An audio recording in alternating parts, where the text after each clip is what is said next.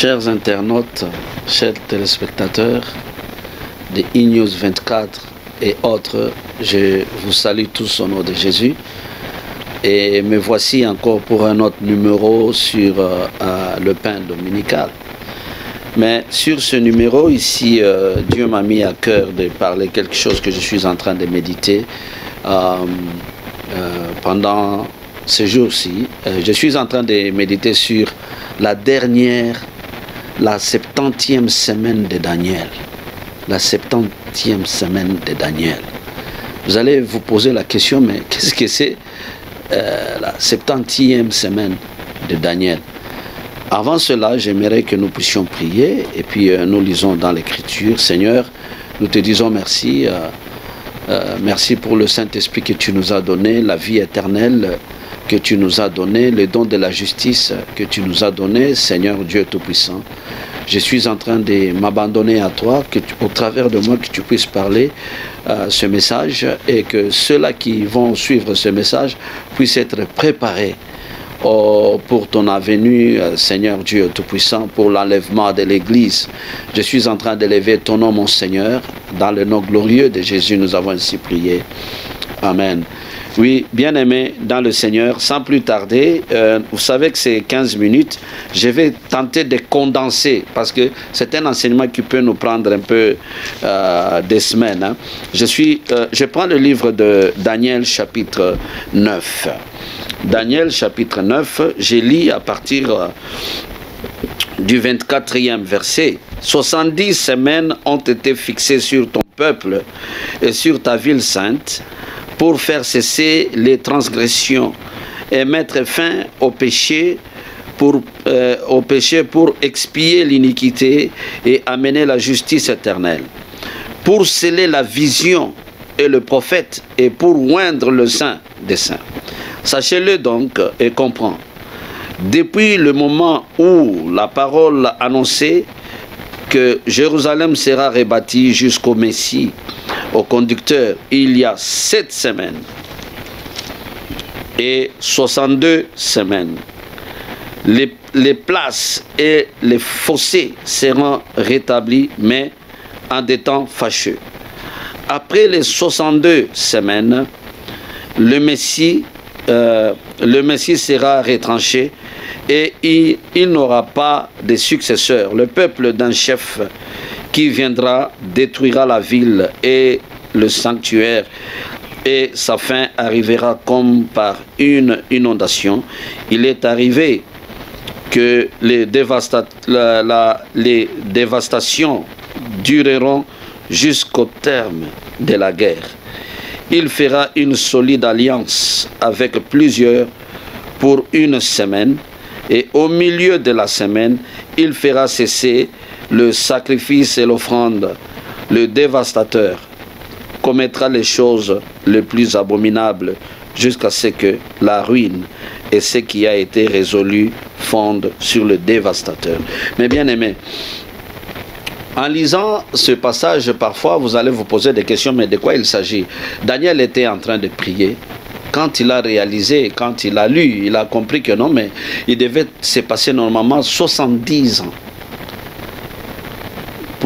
depuis la destruction de Jérusalem. Alors, Daniel était en train de prier. Mais dans sa prière, il a eu une réponse. La réponse qu'il a eue ne concernait plus tout simplement la reconstruction de Jérusalem, non, mais ça concernait le temps tout entier jusqu'à l'éternité. Donc ça concernait les événements de la manière dont elles vont se suivre. Quels sont les événements? D'abord, en tant qu'Église de Dieu, nous devons savoir que nous sommes à la fin du temps. Et ce passage nous montre que le monde touche à sa fin. Alors, les 70 ans, c'est les 70 semaines plutôt, selon Daniel, dans la vision, lui, il a vu 70 semaines. Dans sa vision, lui, il a vu 70 semaines. Et les 70 semaines, si nous les calculons, par exemple, nous les multiplions par 7, nous allons constater que nous avons 490 jours. 490 jours. Alors, pour lui, Donc il devait s'écouler 490 jours pour que le monde arrive à la fin. Donc selon Daniel, quand il voit la semaine, mais ce n'est pas au fait la semaine, non, non. Donc c'est un problème des années. Bon, comme c'était une vision, comme c'était dans un songe, lui il a vu la semaine. Je vais aller vite dans le livre d'Apocalypse, chapitre 13, là où je vais plutôt vous démontrer quelque chose, hein, dans chapitre 13 d'Apocalypse, le verset 5. Il dit, il lui fit donner une bouche qui proférait des paroles arrogantes et des blasphèmes. Il lui fit donner le pouvoir d'agir pendant 42 mois. Regardez bien, pendant 42 mois. Or, ici, dans le 27e verset, au 27e verset du livre de Daniel, il dit, il fera une solide alliance avec plusieurs pour une semaine, et au milieu de la semaine, il fera cesser le sacrifice et l'offrande. Le dévastateur commettra des choses les plus abominables jusqu'à ce que la ruine et ce qui a été résolu fondent sur le dévastateur. Ici, vous comprenez, c'est la même chose. Ici, Jean a vu et ici, Daniel a vu. Mais Daniel est en train de parler en termes de semaines. Mais ici, Jean a parlé, c'est le même événement, mais Jean a parlé de 42, il a parlé de 42 mois. Or, si nous prenons les 42 mois, c'est 3 ans et demi. C'est-à-dire, quand Daniel parle d'une semaine, par exemple, une semaine de Daniel, c'est 7 ans. C'est-à-dire, le jour de la semaine de Daniel implique une année, chaque année. Donc une semaine, c'est 7 ans. Alors, je voudrais que vous puissiez d'abord comprendre là-bas que c'est ça. Alors, il y a un passage ici, l'ange qui est venu lui donner la réponse, il lui dit, au 25e verset, « Sache-le donc et comprends, depuis le moment où la parole annonçait que Jérusalem sera rebâtie jusqu'à Messie au conducteur, il y a 7 semaines et 62 semaines. » C'est-à-dire 7 semaines et 62 semaines. Comme je viens de le répéter encore ici, donc quand on est en train de parler de semaines ici, il faut mettre dans la tête l'idée qui implique les années. Il ne faut pas les regarder comme des semaines, parce que ce sont des, comment je peux dire, ce sont des langages de la vision de Daniel. C'est-à-dire, 7 semaines plus 62 semaines, ça fait 69 semaines. Qu'est-ce que signifie les 69 semaines? Les 69 semaines, c'est-à-dire, c'est le passé. Depuis le temps que Dieu a parlé à Daniel, depuis qu'on a parlé de la reconstruction de Jérusalem, donc du temps de Néhémie ou Esdras. Donc, il s'est déjà passé 69 semaines, selon Daniel. 69 semaines. C'est-à-dire, on est en train de parler de la reconstruction de Jérusalem, on a parlé de la naissance de Messie, qui sera retranché, comme la Bible nous venons de le lire ici. C'est-à-dire, nous voyons comment Jésus-Christ est né dans le monde, et puis Jésus-Christ était mort, et puis il est parti. Donc, quand on regarde depuis le temps là que Dieu a parlé à Daniel, il s'est déjà passé 69 semaines de Daniel. Soit, vous pouvez prendre les 69 semaines là, vous les multipliez par 7. Alors, regardez bien ici. Pourquoi j'ai intitulé ce message 70e semaine? Pourquoi? Parce que il s'est déjà passé 69, maintenant c'est 70e semaine. Donc, qui va rester. Et cette 70e semaine est au début. Donc nous sommes en train de courir pendant ce temps. C'est pour montrer que nous sommes au temps de la fin. Au temps de la fin. pour que l'on puisse rétablir, comme nous venons de lire ici, pour rétablir, c'est comment le 24 a dit, pour faire cesser les transgressions et mettre fin au péché, pour expier l'iniquité et amener la justice éternelle. Regardez bien, la justice éternelle, c'est-à-dire Jésus-Christ est en train de revenir encore. Mais avant que Jésus ne revienne, nous devons traverser cette semaine de Daniel, donc la 70e semaine de Daniel. Cette 70e semaine de Daniel, la dernière là, pour que le monde arrive à sa fin, on a dit que l'Antichrist va apparaître. Et quand l'Antichrist va apparaître, il va apparaître dans ce monde ici où il y a beaucoup de choses, des troubles partout. Alors cet Antichrist va venir comme un leader qui sera admiré dans le monde entier parce qu'il viendra avec des plans. Il viendra avec des plans de paix, tout ça. Et beaucoup de monde va... Donc tout le monde va adhérer à ça. Tout le monde va suivre. Et la Bible dit, pendant 42 mois, comme nous venons de lire dans le livre d'Apocalypse, ou 3 ans et demi, il va briser cette alliance qu'il va faire avec le monde. Et maintenant, donc 3 ans et demi, c'est-à-dire la moitié de 7 ans. Comme je vous ai dit, la 70e semaine, c'est 7 ans. C'est-à-dire 3 ans et demi d'épée d'abord. Les gens vont commencer à aimer. Parce que cet homme, il viendra avec des idées. Des paix en Israël, des Palestiniens, dans le monde entier. Tout le monde va l'admirer. On va dire, c'est le leader qu'on a besoin dans le monde. Et après, il va cesser. Donc, il va briser ça. Et là, les 3 ans et demi qui restent, c'est la période de la grande tribulation. Il y aura une tribulation jamais que le monde n'a jamais vécue. Et il y aura des souffrances terribles dans ce monde. C'est la période que va se passer les 666 et toutes ces choses-là. Donc, quand vous adhérez, vous prenez ce nombre-là, ces chiffres-là, c'est-à-dire vous vendez votre âme au diable, c'est-à-dire vous n'irez pas au ciel. Et c'est pendant cette période-là que les choses vont se dérouler dans le monde ici. Vous n'avez pas idée. Alors accepter cette marque de la bête sera une chose, c'est-à-dire vendre votre âme à Satan. Mais voilà ce qui se passe. Avant que cela n'arrive, il y a une période spéciale. Et cette période spéciale, c'est la période que nous traversons.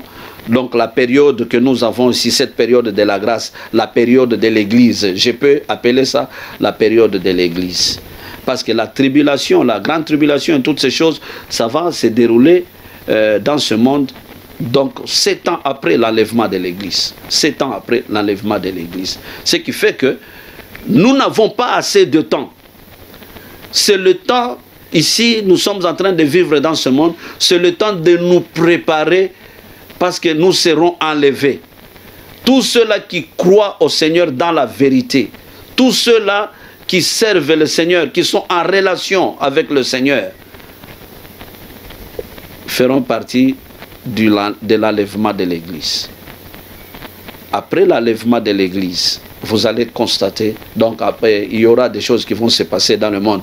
Si vous lisez le livre d'Apocalypse, vous allez voir chapitre 2, chapitre 3, on est en train de parler de 7 églises. Les 7 églises-là, vous allez voir, on est en train de faire des reproches. Il y a, je pense, deux églises seulement. L'église de Philadelphie, oui, je crois, et l'église de Pérgame qui n'ont pas été reprochées. Les 7 églises, ça ne signifie pas les âges de l'église comme on sous-entend. Il y en a qui prêchent que ce sont les 7 âges de l'église. Non, l'église n'a qu'un seul âge. Cet âge ici, le temps de la grâce. C'est seul. Il n'y a pas cette dispensation de l'Église ici. Donc, vous allez regarder de l'Ancien Testament, de tous les prophètes dans l'Ancien Testament, ils n'ont pas fait mention de l'Église. Quand ils sont en train de parler, même Daniel, il est en train de parler de la fin du monde. Donc, il est en train de parler de la grande tribulation, de l'Antéchrist et toutes ces choses-là. Mais toutes ces choses arriveront, l'Église sera déjà enlevée. Alors, bien-aimés, vous qui allez à l'église, quelle est votre relation avec Dieu? Est-ce que votre relation avec Dieu, est-ce que vous êtes en harmonie avec ces dieux? Parce que les hypocrites ne seront pas enlevés. Les pécheurs ne seront pas enlevés. Et ici, je suis en train de vous démontrer que il s'est déjà déroulé 69 semaines selon Daniel. C'est-à-dire ça, c'est du passé. Jusqu'à l'enlèvement de Messie, c'est du passé. Mais cette semaine qui reste, c'est une semaine qui sera une semaine terrible. Bon, les gens ont toujours pensé que c'est de l'utopie et tout ça, mais moi je vous dis que Jésus-Christ revient bientôt. Il va prendre d'abord son église. L'église était cachée dans les visions de tous les prophètes de l'Ancien Testament. Ils n'en ont pas parlé, ou soit s'ils en ont parlé, peut-être c'est d'une manière imagée, sans comprendre quoi, parce que même quand Jésus était en train de parler avec ses apôtres, il parlait, il a fait mention de grandes tribulations, ici il a fait mention de... Alors, le trouble a déjà commencé dans ce monde. Regardez ce que nous sommes en train de vivre en ce moment. Donc, on ne peut même plus faire confiance à qui que ce soit dans ce monde. Ce moment ici est devenu très critique et difficile. Donc, c'est le début.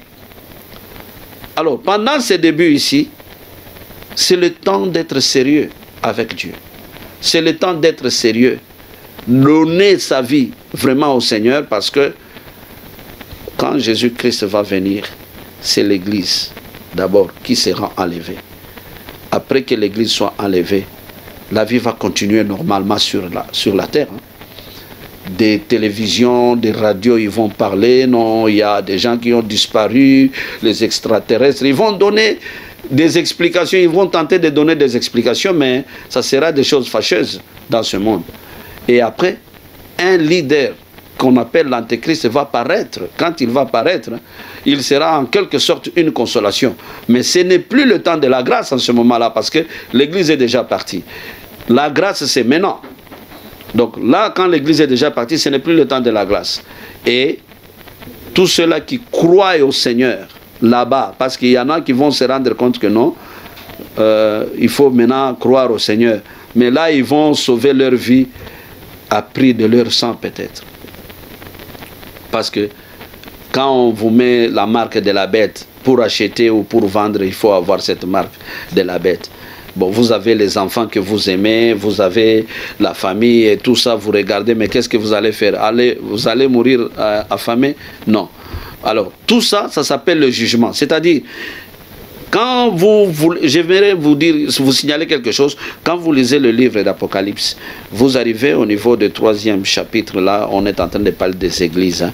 On est en train de parler seulement de cet âge de l'église. Mais à partir du 4e chapitre de l'Apocalypse, tout ce qui reste, l'église n'est plus sur la terre. Donc, tout ce qui reste, c'est le jugement de Dieu qui est en train de s'exercer. Parce que les gens ont tendance à dire, mais si Dieu est amour, mais pourquoi ces choses? C'est le jugement de Dieu qui commence sur la terre. Quand le jugement de Dieu commence sur la terre, donc Jean a vu ces choses, mais l'église n'existait plus sur la terre. Bien aimé, vous choisissez de faire partir de cette église, ou vous avez choisi de sauver votre vie après de grandes tribulations. C'est pourquoi je vous ai dit que j'ai essayé de condenser, je ne sais pas dans les mots que je pouvais utiliser pour vous faire comprendre que nous sommes au temps de la fin. Tout ce que vous voyez dans ce monde, dans peu de temps, vous ne le verrez plus. Et l'Église est prête à être enlevée. Faites partie de l'Église qui sera enlevée. Soyez membre de l'Église. L'Église, quand je parle, ce n'est pas One Living Church ou bien le nom de votre Église, non. C'est être en harmonie, en parfaite relation avec Dieu. Daniel a vu ces choses il y a longtemps, des années plus tard. Jean, dans le livre des Révélations, a vu les mêmes choses. Il a vu les mêmes choses. Donc le monde a touché à sa fin. Vous qui me regardez, Dieu est en train de vous donner l'opportunité. Ce n'est plus le temps de marcher dans l'hypocrisie. Ça, ce n'est plus le temps de prétendre. Vous pouvez prétendre toute la vie et personne ne vous verra. Mais vous allez vous rendre compte que vous vous rendiez un mauvais service. Ce n'est pas le temps d'être hypocrite. Ça, ce n'est pas le temps de vivre dans l'hypocrisie. Parce que vivre dans l'hypocrisie, vous voulez donner une impression aux gens que vous êtes comme ça alors que vous ne l'êtes pas. Ici, Dieu est capable de lire le cœur. Il est capable de voir votre vie en secret. Quelle est votre décision que vous prenez à cet instant? Vous qui me regardez, un appel encore. Jésus-Christ vient bientôt. Vous prenez une décision. Cette décision que vous allez prendre, ça sera une décision de vie ou de mort. Vous me regardez, si vous n'avez pas encore reçu le Seigneur Jésus, voici l'opportunité. Prenez une décision de le recevoir. Si vous voulez le recevoir, voilà la prière. Suivez ces paroles, répétez ces paroles avec moi. Seigneur Jésus, j'ai besoin de toi. Aujourd'hui, j'ai pris la décision de te recevoir dans ma vie comme mon Seigneur et mon Sauveur. Prends la direction de ma vie. Prends le trône de ma vie. Sois au centre de ma vie. Et je recommande toute ma vie entre tes mains. Désormais, tu es en charge de ma vie. Au nom de Jésus-Christ. Et toi qui vivais dans l'hypocrisie, voici, c'est une opportunité, répands-toi. Jésus-Christ t'aime. Il te regarde avec les yeux d'amour. Il suffit de prendre cette décision et tout va changer dans ta vie. C'est dans le nom glorieux de Jésus-Christ que nous avons ainsi prié. Amen. Merci beaucoup.